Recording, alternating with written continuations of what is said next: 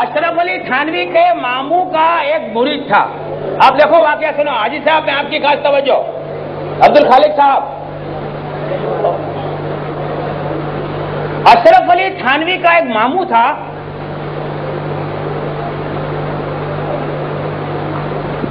اور اس تھانوی صاحب کے ماموں کے ایک پیر تھے. کیا تھے وہ؟ پیر صاحب کے پاس رات میں رندیاں آیا کرتی تھی.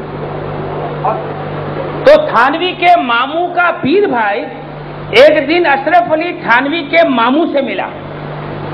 اب مثال کے طور پر سمجھ لو کہ کوئی آدمی ایک مسجد کا مقتدی ہے اور اس کو مثال کے طور پہ پتا چلا کہ امام صاحب تو روز رات کو جوا کھیلنے جاتے ہیں, اور اس کو پتا چل گیا تو وہ دوسرے مقتدی کو اطلاع دے گا کہ دیکھو امام صاحب کے متعلق ہم نے یہ سنا ہے. اس کی ایک اخلاقی فرض ہوتا ہے کہ بھائی اس کو متنبع کر دے کہ بھائی میں تو اب اس کے پیچھے نماز نہیں پڑھوں گا, لیکن تو بھی نماز پڑھنا چھوڑ دے. تو اشرف علی تھانوی کے ماموں سے اس کے پیر بھائی نے اپنے پیر کے متعلق ایک بات سنائی. اب عبارت کو آپ پڑھیے. ایک مولوی صاحب کے سوال کے جواب میں فرمایا کہ جس سے کچھ حاصل کرنا ہو یہ دیکھ لے کہ میرے کام کا بھی ہے یا نہیں, وہ چاہے قابل نہ ہو. یعنی اشرف علی تھانوی کیا کہتا ہو کہ ہمارے سے اگر تمہارا تعلق ہے اور ہم تو چاہے ایسے ہیں, لیکن یہ دیکھ لو ہم تمہارے کام کے ہیں یا نہیں, کامل ہو یا نہ ہو. میرے ایک ماموں صاحب نے اپنے ایک شیخ کی حکایت بیان کی جو کامل تو نہ تھے مگر صادق تھے, یعنی کہ دکاندار نہ تھے, اور لوگوں میں ان کے متعلق طرح طرح کی بدگمانیاں تھیں. بعض کا خیال ان بزرگ کے متعلق یہ تھا کہ ان کے پاس روپیہ بہت آتا ہے, حجرہ میں مدفون ہوگا, اسی ہی بنا پر ان کے انتقال کے بعد ان کا حجرہ کھدوا گیا کہ شاید روپیہ جمع ہو. بعض کا خیال تھا کہ ان کے پاس رات کو رنڈیاں آتی ہیں.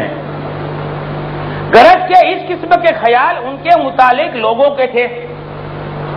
ایک شخص نے ماموں صاحب سے کہ جو کہ ان کے مرید تھے, آپ دیکھو اصل واقعہ اب آ رہا ہے.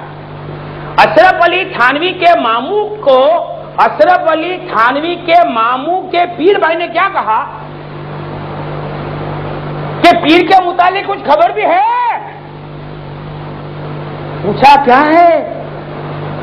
کہا کہ سب کو ان کے پاس رنڈیاں آتی ہیں. اب اگر کوئی شخص کے پاس اس کا پیر بھائی آ کر یہ کہے کہ جناب ہم جس کے مرید ہیں وہ ہمارے پیر صاحب کی تو یہ حالت ہے کہ پیر صاحب کے پاس رات میں رنڈیاں آتی ہیں, تو وہ مرید کیا کرے گا؟ فوراً بیٹھ کر توڑ ڈالے گا یا نہیں توڑ ڈالے گا؟ لیکن یہاں تھانوی کا ماموں کیا کہتا ہے؟ خدا تم کو جزائے خیر دے. کیا بولتا ہے؟ بڑی عجیب بات سنائی مجھ کو. پیر صاحب کے متعلق بہت عرصے سے ایک شبہ تھا, وہ آج آپ کی وجہ سے جاتا رہا.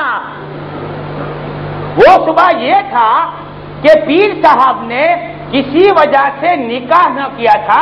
اس سے میں یہ سمجھتا تھا کہ شاید یہ بزرگ انین ہوں. اب تھانوی کا ماموں کیا کہتا ہے؟ جب تھانوی کے ماموں کے پیر بھائی نے تھانوی کے ماموں سے کہا کہ ہمارے پیر صاحب کے پاس رات میں رنڈیاں آتی ہیں, تو وہ کیا کہتا ہے؟ اللہ تعالیٰ تم کو جزائے خیر عطا فرمائے, تم نے میرے دل کا ایک بہت بڑا شبہ نکال دیا.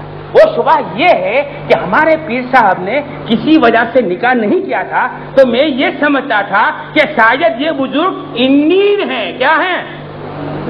چھکا, نامرد, پونے 8. اب دیکھو اب بات کہاں کی کہاں ہو جاتا ہے.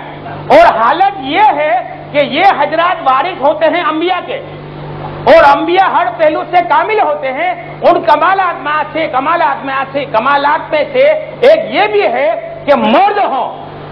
تو کیا کہتا ہے کہ ہمارے پیر ہیں وہ تو نبی کے وارث ہیں, اور نبی کا وارث ہوتا ہے وہ تو کامل ہوتا ہے, کیونکہ تمام انبیاء مرد تھے, اور ہمارے پیر صاحب نے نکاح نہ کیا تھا تو یہ نام مرد ہیں, ایسا مجھے شبہ ہوتا تھا. لیکن جب آپ نے بتایا کہ پیر صاحب کے پاس رنڈیاں آتی ہے تو پتا چلا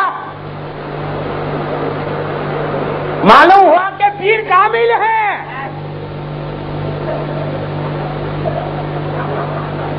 देखो लिखा है पीर कामिल है, इंडियन नहीं है।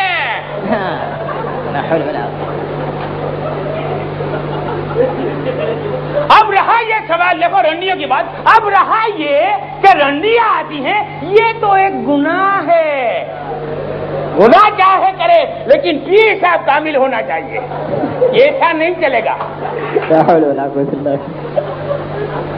अब रहा ये कि रंडियां आती हैं, ये एक गुनाह है, तो उस गुनाह से तौबा करके पाक साफ हो जाएंगे। जहां इस तरफ कहकर अल्लाहुम्मा मग़फ़िरली कहा, उस तरफ साफ हो गए। जाने के रंडियों के साथ हरामखोरी करना, ज़ना करना, ये कोई अहम बात नहीं है, ये तो मामूली बात है, ये तो गुनाह है, बस ये साफ अल्लाहुम्मा मग़फ़िरली कहेंगे साफ हो जाएंगे। लेकिन रंडियां आती थी और इनका कमाल है, तो अब बस यकीन हो गया कि अल्हम्दुलिल्लाह हम काबिल पीर के मुरीद हैं। देवबंदियों के ऐसे तो पीर हुआ करते हैं।